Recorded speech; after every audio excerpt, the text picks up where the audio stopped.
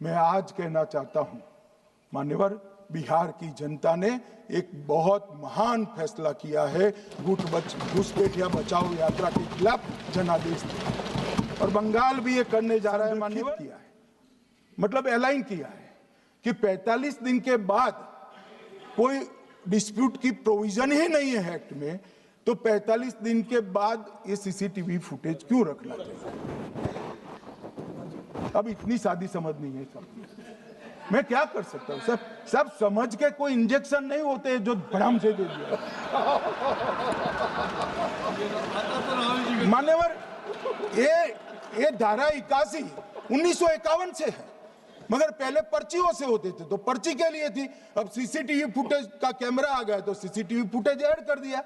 मान्यवर, उन्होंने कहा, और इस वक्त जब सीसीटीवी फुटेज जब प्रक्रिया में ऐड किया, तब स्पष्ट चुनाव आयोग ने कहा था कि सीसीटीवी रिकॉर्डिंग संवैधानिक दस्तावेज नहीं है, ये आंतरिक प्रबंधन है।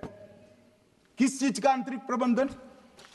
कि चुनाव सीज होने के बाद कोई पुनः मतदान की अर्जी करता है कि भाई ये मतदान मथक में चुनाव ठीक नहीं हुआ, तो चुनाव आयोग जो निर्णय करता है वो सीसीटीवी फुटेज के आधार पर करता है। पहले मौखिक करता था, टेक्नोलॉजी आई, सीसीटीवी फुटेज स्वीकार कर लिया। अब ये आंतरिक प्रबंधन के लिए है। मान्यवर, फिर भी चुनाव आयोग का जो निर्णय मैं बताता हूं, उन्होंने कहा सामान्य जनता को एक्सेस होना चाहिए। रूल्स बनाया गया है, सामान्य व्यक्ति सीसीटीवी फुटेज उच्च न्यायालय में जाकर 45 दिन के अंदर ऑर्डर करा सकता है। अब ये कहेंगे 45 दिन में जजमेंट नहीं आएगा, मगर उच्च न्यायालय इतना ऑर्डर कर सकता है कि सीसीटीवी फुटेज आप डिस्ट्रॉय मत करना। मान्यवर, राजनीतिक दलों को एक्सेस देने का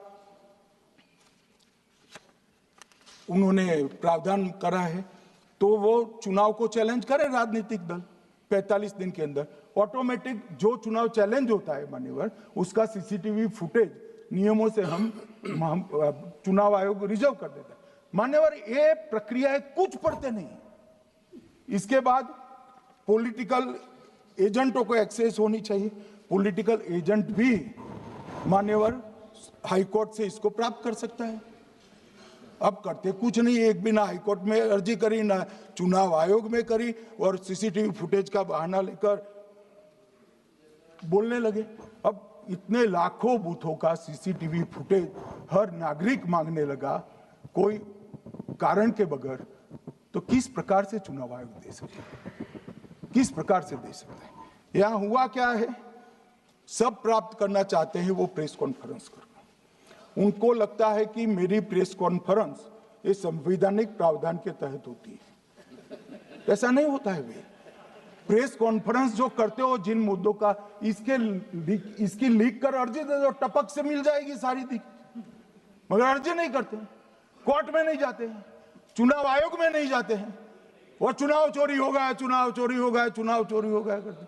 मान्यवर, ऐसे नहीं चलेगा। इस देश को, लोकतंत्र को आप धूमिल नहीं कर सकते, और सबने सीखना चाहिए, और भाषण ढंग से तैयार करने का भी सीखना चाहिए। मान्यवर,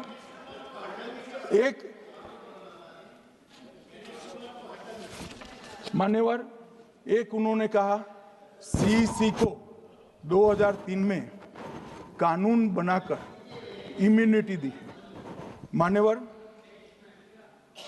representation of the people act 1950 में ही ईसीआई के अधिकारियों को जो इम्यूनिटी प्राप्त है उससे जरा भी बढ़ोतरी नहीं करी। हमने सिर्फ रिप्रेजेंटेशन ऑफ 1951 के एक्ट को पुनरावृत्ति की है। मान्यवर, आरपीए एक्ट की धारा 32 और आरपीए एक्ट 51 के सुधार की धारा 146C कहती है कि चुनाव आयोग के कोई भी अधिकारी, जिसमें इलेक्शन कमिश्नर आ जाते हैं, इस पर कोई मुकदमा चुनाव प्रक्रिया के लिए नहीं चल सकता। ये प्रावधान है मान्यवर, और वो प्रावधान को 23 के कानून में इसको भी हमने संरेखित किया है मान्यवर। इतने सारे वकीलों को राज्यसभा दे रखी है, भगवान जाने क्या करते हैं सर, अपने नेता को ब्रीफ भी नहीं करते मान्यवर। मान्यवर ये वाक्य आप निकाल सकते हैं, ये वाक्य निकाल सकते हैं मान्यवर। अच्छा सुझाव दिया आपको।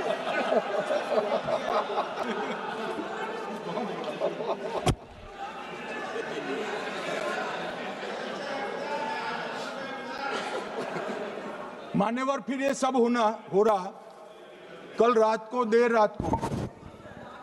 देर रात को मान्यवर मैं मेरा भाषण तैयार कर रहा, तो मैंने अपने आप को पूछा कि ये सब इतना स्पष्ट है तो ये मुद्दा क्यों उठा रहे। मेरी समझ में अगर इतना पढ़कर आता है तो उन्होंने भी तो पढ़ा होगा, ये मुद्दा क्यों उठा रहे। मूल मुद्दा है अवैध घुसपैठियों को मतदाता सूची में रखने। इन लोगों ने मान्यवर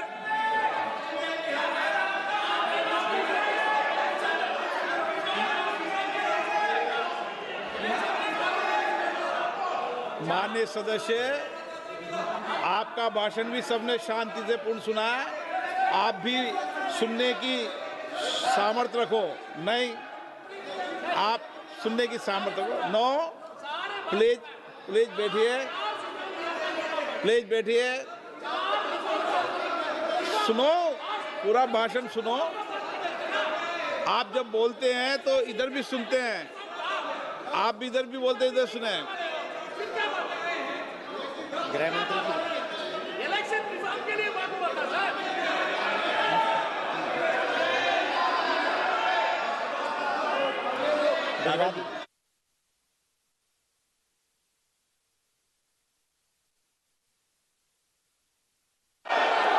माननीय सदस्य, आप जब बोलते हैं तो इधर भी सुनते हैं, पूरे सुनने की क्षमता रखो। सर ये लोग डर गए हैं, जवाब नहीं सुन सकते हैं। इतना दिनों से देश के सामने में झूठ फैला करके इन्होंने गुमराह करके चर्चा मंगा। आज गृह मंत्री जी एक बात का जवाब दे रहे हैं, ये भाग गए, डर गए, सुन भी नहीं सकते ये। अगर ये सुन नहीं सकते हैं, इतना दिनों से संसद का समय बर्बाद क्यों किया। अगर सच्चाई नहीं सुन सकते तो इतना दिनों तक सरकार पर संसद का समय लोगों को रंग फैला करके क्यों समय बर्बाद किया। ये दिखा रहे, हमको मालूम था ये भागने वाले हैं। सच्चाई को सुनना चाहिए, सच्चाई को सुनना चाहिए।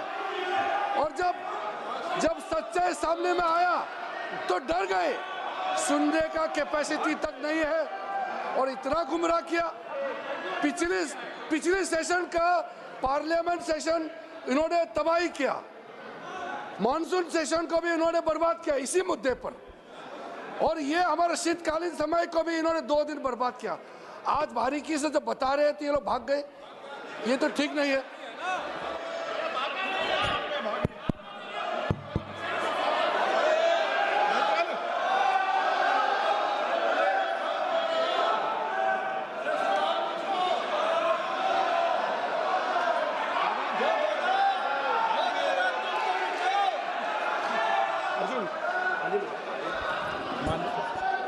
मान्यवर, ये 200 बार भी बहसकार करेंगे, एक भी अवैध घुसपैठियों को इस देश में हम वोट नहीं देंगे।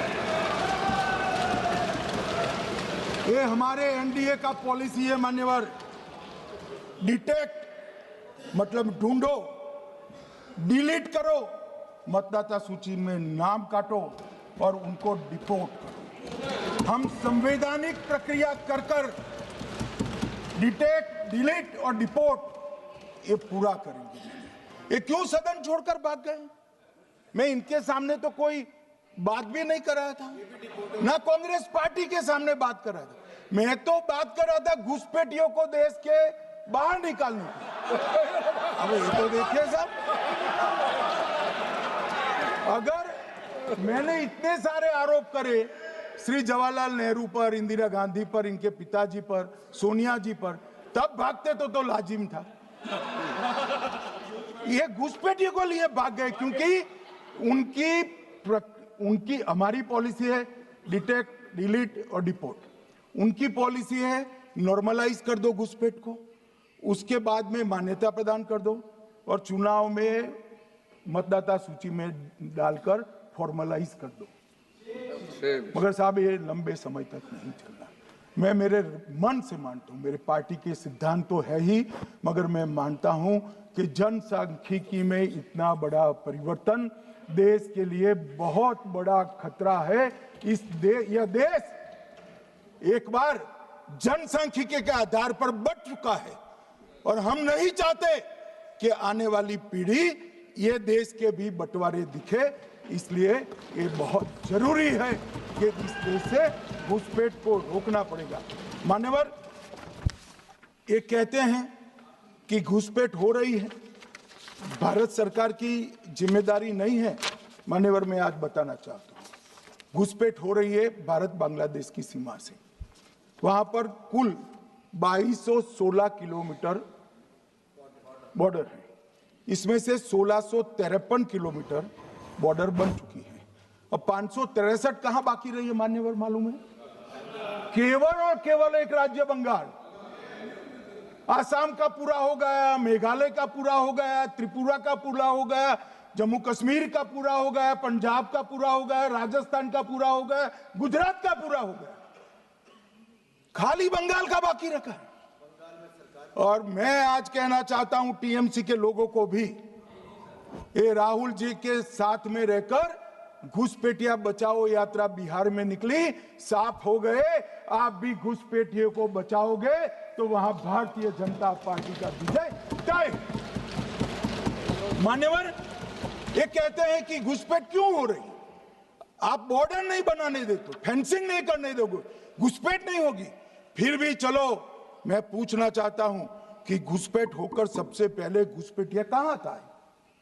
कहां आता है? तो गांव में आता है। पटवारी को मालूम नहीं पड़ता, गांव के थाने वाले को मालूम नहीं पड़ता। इसकी मतदाता सूची में नाम डालने के लिए आधार कार्ड कहां बनता है? वहीं बनता है। उसका राशन कार्ड कहां बनता है? बंगाल में बनता है। और मतदाता सूची में कौन सी मतदाता सूची में ऐड होता है? तो बंगाल में होते। आपकी कोई जिम्मेदारी नहीं है। मान्यवर, ये देश के भविष्य और सुरक्षा के साथ खिलवाड़ कर रहे। कभी कभार चुनाव तो जीत जाओगे घुसपैठियों के आधार पर, परंतु इस देश की सुरक्षा को आप ताक पर रखो। मैं आज कहना चाहता हूं मान्यवर, बिहार की जनता ने एक बहुत महान फैसला किया है घुसपैठिया बचाओ यात्रा के खिलाफ जनादेश दिया। और बंगाल भी ये करने जा रहा है मान्यवर, आने वाले दिनों में करेंगे, उनको मालूम नहीं। मान्यवर, मैं एक कल राहुल गांधी जी ने एक विषय कहा था कि सारी संवैधानिक संस्थाएं आपने करप्ट कर दी। मैंने पूरा बताया कि चुनाव आयोग की नियुक्ति के पहले क्या नियम थे। उन्होंने ये कहा कि महत्वपूर्ण पद पर आरएसएस की विचारधारा के लोग रख दिए जाते हैं। तो इसमें क्या आपत्ति है भाई? क्या इस देश में कोई कानून बना है कि आरएसएस की विचारधारा वाले हैं उनको कोई महत्वपूर्ण? अरे इस देश का प्रधानमंत्री आरएसएस की विचारधारा वाला है, इस देश का गृह मंत्री आरएसएस की विचारधारा वाला है और जनादेश से बनकर आए, आपकी कृपा से बनकर नहीं आए मान्यवर। मगर उन्होंने क्या किया था वो मैं फिर बताना चाहता हूं। 1969 में इस देश का राष्ट्रपति का चुनाव हुआ। 1969 में इंदिरा जी अपनी पार्टी के अंदर ही संघर्ष करती थी। पार्लियामेंट्री बोर्ड ने राष्ट्रपति के चुनाव के प्रतिनिधि के रूप में कांग्रेस पार्टी का अधिकृत उम्मीदवार बनाया श्री संजीव रेड्डी को। और इंदिरा जी ने प्रधानमंत्री रहते हुए अपने पार्टी के मैंडेट को ही डिफाई कर कहा कि राष्ट्रपति का चुनाव में वोटिंग अंतर आत्मा की आवाज से करनी चाहिए। और उन्होंने श्री वीवी गिरी को प्रत्याशी बनाया मान्यवर। और फिर हुआ क्या? अल्पमत में थी वो। संजीव रेड्डी जी के वोट ज्यादा थे। जीतने के लिए उन्होंने कम्युनिस्टों से समाधान किया और इस देश की सारे संस्थान पर, शिक्षा संस्थान पर, महत्वपूर्ण संवैधानिक पद पर कम्युनिस्टों को बिठाने का काम ये इंदिरा गांधी जी ने, और वहीं से इस देश के विमर्श को बदलने का काम किया है, वहीं से किया है।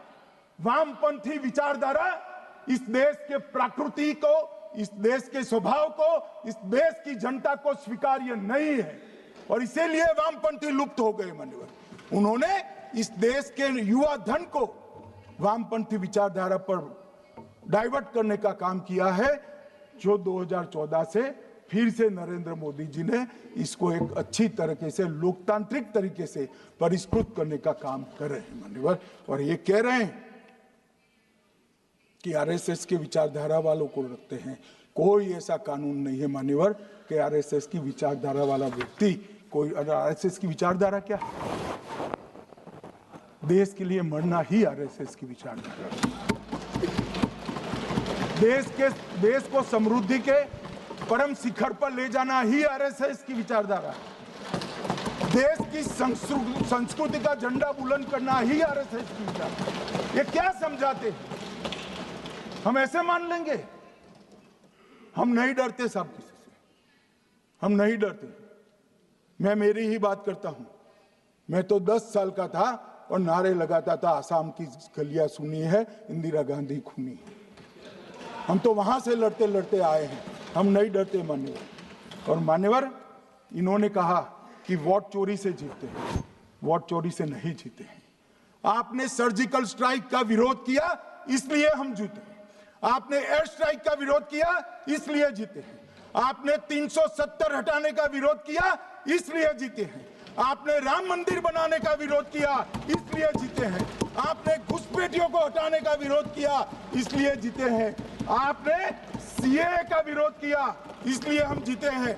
आपने ट्रिपल तलाक हटाने का विरोध किया, इसलिए जीते हैं। और आप 1 नेशन 1 इलेक्शन का विरोध कर रहे हो, इसलिए हम फिर से जीते हैं।